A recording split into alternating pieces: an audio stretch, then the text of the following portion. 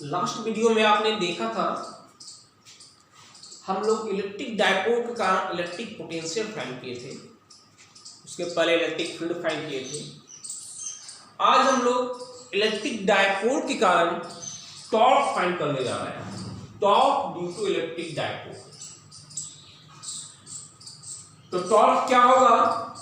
जब किसी डायपोल को इलेक्ट्रिक फील्ड में प्रेस किया जाए एंगल थीटा पे, तो कितना टॉर्क प्रोड्यूस करेगा, आज इसी चीज को देखेंगे हम लोग। अरे जब एक डायपोल को यूनिफॉर्म इलेक्ट्रिक फील्ड में रखा जाता है तो उसके कारण जो टॉर्क प्रोड्यूस होता है वो क्या होता है? When a dipole is placed in uniform electric field E such that angle between dipole moment P and electric field E is theta, then torque on the dipole. तो इस कंडीशन में जो टॉर्क होता है P क्रॉस E, यानी torque due to electric dipole क्या आएगा? P cross E। आज इसी को हम लोग प्रूव करेंगे। तो देखिए आप, ये एक फील्ड दिया हुआ है, E इलेक्ट्रिक फील्ड है, यूनिफॉर्म फील्ड है ये। इस फील्ड में एक डायपोल को प्लेस किया गया है, डायपोल रखा गया है प्लस क्यू माइनस क्यू। इस प्लस क्यू के कारण जो फोर्स हुआ क्यू ई, माइनस क्यू का जो फोर्स हुआ क्यू ई। साइन अपोजिट है, इसे डायरेक्शन अपोजिट डायरेक्शन में आएगा, तो इसके कारण से डायपोल रोटेट हो जाएगा, एक फोर्स सीधा, तो रोटेशन संभव है ना। जैसे ये देखिए आप, डायपोल है, इधर से फोर्स लगेगी, इधर से फोर्स लगेगी, रोटेट होगा, डायरेक्ट टॉर्क प्रोड्यूस होगा। तो इसी टॉर्क को निकालना है। तो टॉर्क के लिए आप क्या पढ़े हो? टॉर्क इज इक्वल टू, आपने देखा है R cross A। Torque is equal to R cross A। यहां से आपका हो गया 2L sin थीटा, F आपका QE इक्वल टू Q। और Q into 2L, Q into 2L देखें तो Q इंटू 2L हमने P पढ़ा है, यानी PE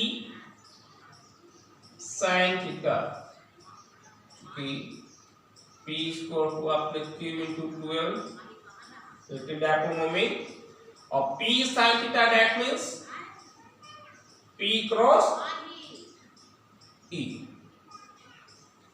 ये हम लोग का टॉर्क है due to electric dipole, PE sin theta that means P cross E। अब क्वेश्चन ये भी उठता है कि ये टॉर्क मैक्सिमम कब होगा, मिनिमम कब होगा? तो जैसा आपका रिजल्ट है PE sin थीटा, तो torque will be maximum when sin theta will be maximum, that is theta is equal to 90 degree, and torque will be minimum when theta is sin theta will be minimum, that is theta is equal to 0 or 180 degree। Maximum torque कब होगा? Torque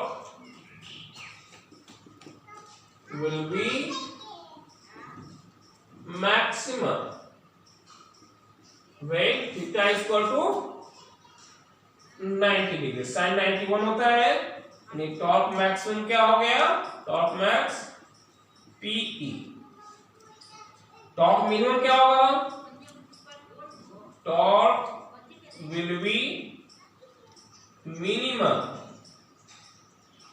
when theta is equal to 0 degree और 180 degree. Torque 0 और 180 sin 0 और sin 180 0 होता है, यानी torque minimum 0। This is the torque due to electric dipole। आप हमेशा याद रखोगे, इसे इंपॉर्टेंट टॉपिक है ये, बोर्ड पॉइंट ऑफ व्यू से भी, और इस पे अच्छा खासा नोमेनक्लेचर आता है, तो उसको भी बनाने में आपको बहुत हेल्प होगा, इसलिए इसे आप माइंड में रखेंगे। Torque due to electric dipole PE sin theta that is P cross E।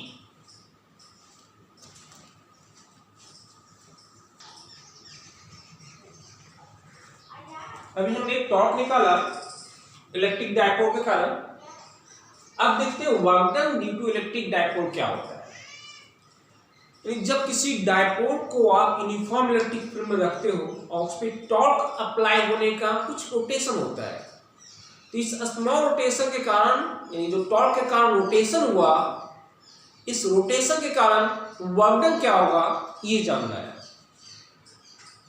Simply है, जैसे आप एक टॉर्क है यूनिफॉर्म फील्ड में रखा हुआ है, ये डायपोल है यूनिफॉर्म फील्ड में रखा हुआ है, इस पे टॉर्क अप्लाई होने का रोटेट किया, मान लीजिए डी थीटा एंगल से रोटेट किया, तो इसलिए वर्क डन क्या होगा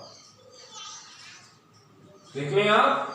When a dipole is placed in an electric field E and a torque acts on it, if dipole is rotating through a small angle d theta, then work done by the torque under dipole is, तो work is equal to plus square torque into d theta, W is equal to torque into d theta. अब torque का मान क्या है, Pe sin theta, अभी हम लोग निकाले थे, torque is equal to Pe sin theta, तो P sin theta d theta, this is the work done through a small angle. अगर हमारा टॉर्क थीटा 1 से थीटा 2 एंगल का रोटेट कर रहा है, टॉर्क थीटा 1 से थीटा 2 एंगल रोटेट किया, तो बस इसी को इंटीग्रेट कर दें with proper limit, W equal to P sin theta d theta, lower limit theta 1, upper limit theta 2, P one निकला, integration of sin theta d theta with proper limit, sin theta का integration minus cos theta, यानी work equal to हो गया P minus cos theta, limit -1 theta 1 to theta 2, limit put कर ले, upper limit minus lower limit, यानी W equal to P upper limit theta 2, यानी minus cos theta 2 minus 1 plus cos theta 1, that means P cos theta 1 minus cos theta 2। This is the work done due to electric dipole when it is rotating from theta 1 to theta 2 angle, W equal to P into cos theta 1 minus cos theta 2। अब इसमें कुछ proper angle दे दिया गया है, 0 degree से theta angle तक rotate करो तब क्या होगा, 0 से 90 रोटेट करो तो क्या होगा, तो जैसा होगा यहाँ पे वैल्यू पुट कर लेना है। जैसे एक एग्जांपल देखो, if a dipole is rotated from field direction that is theta 1 equal to 0 to position theta, यानी थीटा 2 को हम थीटा ले लिए, P cos थीटा 1 यानी cos 0 1 minus cos theta 2, theta 2 theta 1 minus cos theta. This is the work done due to electric dipole। आप result को याद रखोगे, W equal to P cos theta 1 minus cos theta 2, इसी पे हमारा पूरा result है। अब अलग लेंगे, 0 से 90 पे रहता तो केवल P हो जाता, 1 माइनस cos 90 0, तो आप इसको याद रखेंगे, वर्क डन हो गया। अभी आपने देखा टॉर्क क्या होता है इलेक्ट्रिक डायपोल के कारण, वर्क डन क्या होता है। अब हम लोग पोटेंशियल एनर्जी को भी डिस्कस करेंगे।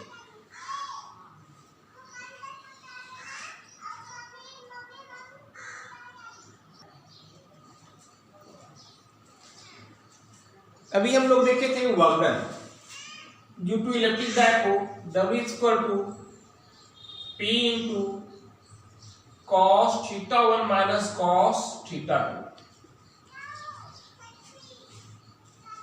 और आप जानते हो negative of the work done is equal to potential energy. अगर ये theta 1 is equal to 0 to theta 2 is equal to 90 पे रोटेट करता है, तो वर्क डन क्या हो जाएगा, Pe 1 माइनस 0 यानी P। This is the work done. और negative of the work done is known as potential energy, यानी पोटेंशियल एनर्जी वहां क्या हो जाएगा, minus P। When a dipole of dipole P is placed in uniform electric field E, the electric potential energy of the system is E is equal to Pe। This is the potential energy due to electric dipole। आपका ये topic हो गया electric dipole का। आपने क्या क्या जाना, work done, torque and potential energy. इसके पहले आपने देखा electric field due to electric dipole, electric potential due to electric dipole. तो ये आपका टॉपिक यहां पे हुआ। अब कुछ पॉइंट्स हैं जिसको आप माइंड में रखोगे, हमेशा वहां से क्वेश्चन आता है।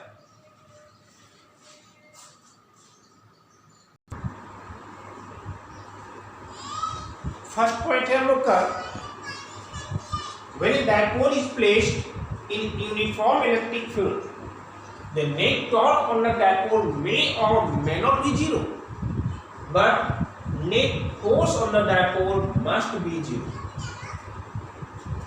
अगर किसी डायपोल को आप यूनिफॉर्म इलेक्ट्रिक फील्ड में रखते हो तो उस पर टॉर्क जीरो हो भी सकता है, नहीं भी हो सकता है, लेकिन नेट फोर्स हमेशा उस पर जीरो ही होगा। और ये डिपेंड करता है angle between electric field and electric dipole. Field और डायपोल के बीच जो एंगल है उस पर डिपेंड करता है। तो इसे सुन लें आप, अगर किसी डायपोल को यूनिफॉर्म फील्ड में रखा जाता है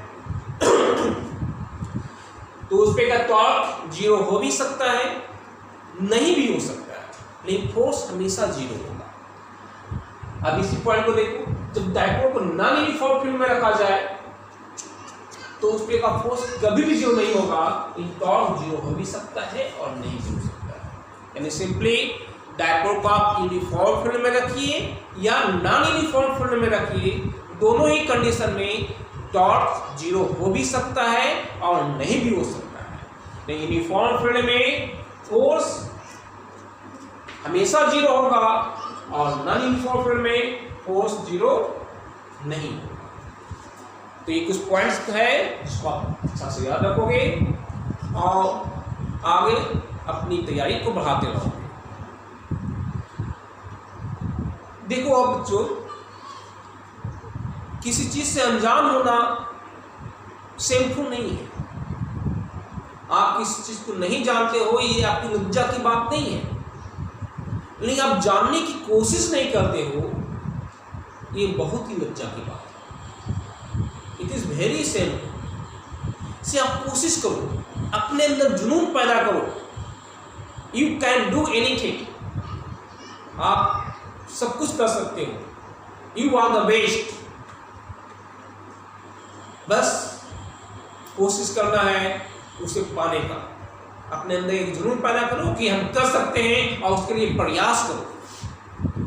केवल सोचने से नहीं, हम IIT टॉप करेंगे, नीट टॉप करेंगे, ये सपने देख लिए, सोच लिए, लेकिन उसके लिए प्रयास नहीं किए तो कुछ नहीं हो सकता। आप सपना देखो, लेकिन उसके लिए प्रयास भी करो और आप कर सकते हो, ये मुझे विश्वास है। तो आज से आप प्रण करो कि हम हर वो कोशिश करेंगे जिससे हम अपनी मंजिल को पा सकें। धन्यवाद।